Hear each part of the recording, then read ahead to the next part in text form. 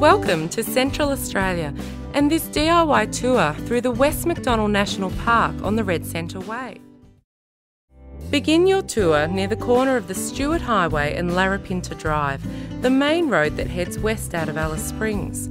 This tour will take you 130 kilometres west to Glen Helen Resort, with extra information about popular sites beyond, such as Red Bank Gorge and Goss's Bluff.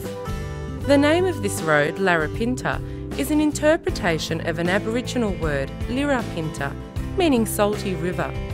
This is the same name the local Aboriginal people have for the Fink River, which runs through Glen Helen Gorge. As you get to the outskirts of the residential area of Alice Springs, you will come to the Alice Springs Desert Park on the left at the base of the range. Specialist keeper and animal trainer at the park, Anthony Molyneux, tells you more. Here at the Alice Springs Desert Park, it's a great place. It's the essential introduction to the desert. You know, if you come to the desert park, you're going to see a lot of things that you can take away with you, and you'll appreciate Central Australia a lot more. We've got the habitats that we interpret. You can wander around. We've got guide presentations and the bird of prey show as well. So if you come to the bird of prey show, for example, you're going to see not just birds of prey, you're going to see parrots as well and some other animals. We've got black kites and whistling kites and brown falcons and some owls as well. So by coming along, you're going to appreciate that. And when you travel around, you're going to appreciate Central Australia a whole lot more. And the way we do it is we show them as natural as possible.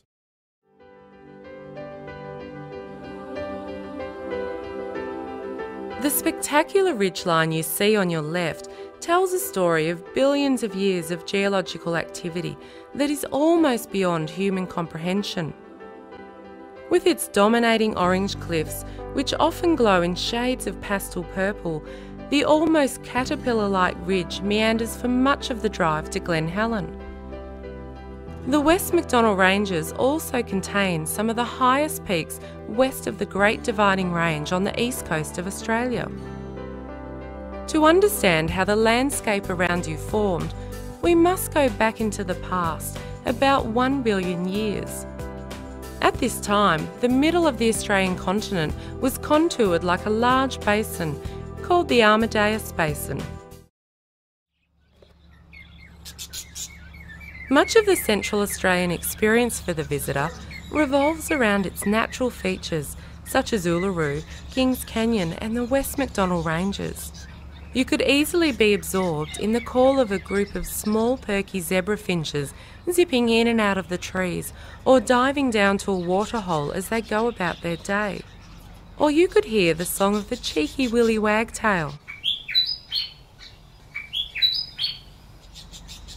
When your eyes and ears are truly open, any walk in Central Australia will reward you with the sights and sounds of life.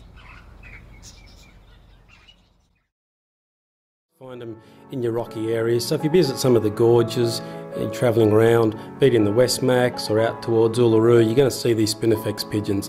Very obvious, plump little brown bird with a little crest on top of his head and a funny walk. And they do spend a lot of time on the ground. They're an amazing little bird. And you can get quite close to them if you take the time. Again, it comes back to that taking the time to slow down, and these birds will actually come around quite close to you. And if you get them in the sun, when the sun hits that rusty brown plumage, it's quite a sight to see. Perhaps one of the most spectacular birds you will see on your visit to Central Australia is the wedge-tailed eagle. Standing at up to 1 metre in height, with a wingspan of up to 2.5 metres, this is the largest bird of prey in Australia and the 4th largest eagle species in the world. It is easy to mistake them for the soaring kite birds, such as the whistling kite with a wingspan of up to 1.2 metres.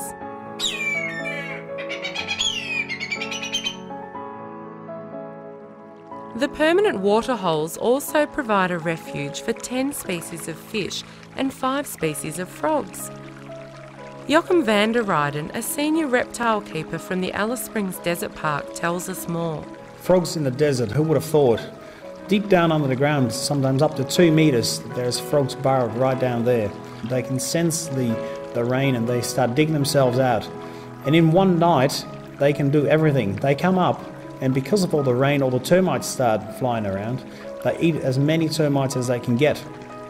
And termites is a very good food. But whilst they're eating, they also have to focus on another thing, which is mating. and the sounds of the frogs croaking can be deafening. But the frogs have to find a partner, and that's what they do in that one night. They come up, feed, mate, lay their eggs, and they dig themselves back down. Sometimes for up to 2 years, because that's how long it takes sometimes for proper rains to come down again. The tadpoles generally develop within 2 weeks into little frogs, and those little frogs will dig themselves down until the next rains arrive.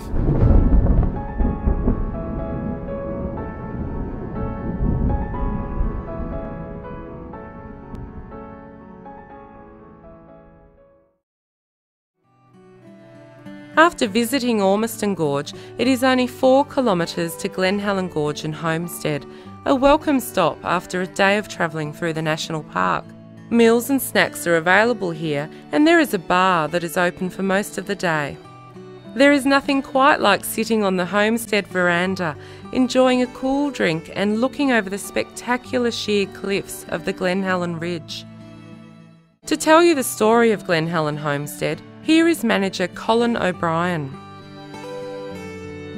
The homestead began as a cattle station, the Glen Helen station.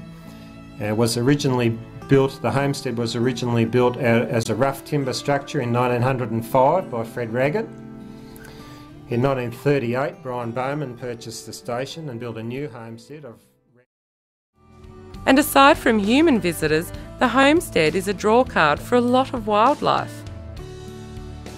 Talk to us about the bugs when you're here. There are times of the year, and in January when I'm speaking, we have usually a different bug each day.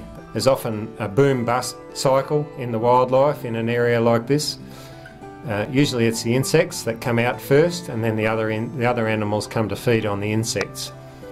Only the other day we had a small goanna called a black-headed monitor came right inside the motel and proceeded to clean up the area around the pool table of all the grasshoppers that had come in the night before.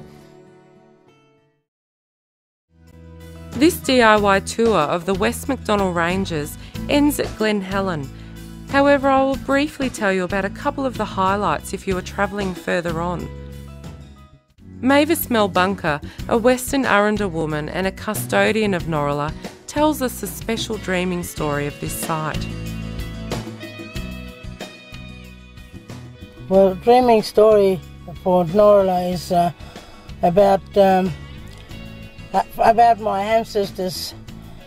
Norilla was formed by a falling star, and that star was the baby who fell from the sky. Morning star is a father. Evening star is a mother.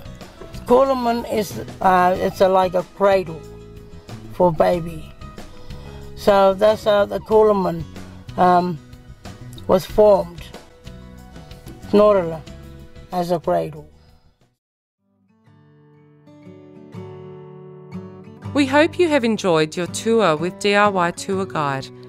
The time you spend in this heart of Australia is an opportunity to take a break from your hectic modern life. But before you leave to return home, take one last glance and carry it home with you. And when you begin to lose the memory of your time here, come on back. The West MacDonnell Ranges and its beautiful waterholes will be waiting. See you later.